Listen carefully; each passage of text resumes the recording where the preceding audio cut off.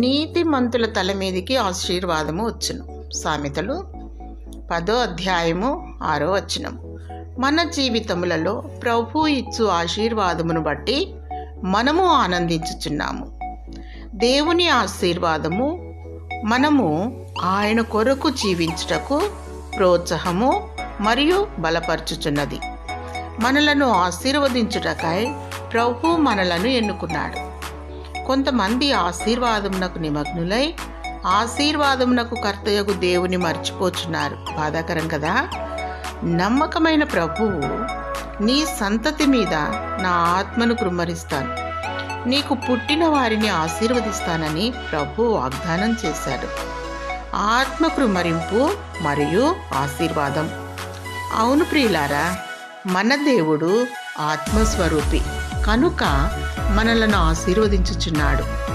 యెహోవా ఆశీర్వాదం ఐశ్వర్యం ఇచ్చును.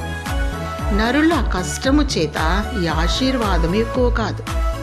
నేను శ్రమపడి సంపాదించాను, నా కష్టము కొలది ఆశీర్వదింపబడ్డాను అనడం పొరపాటు.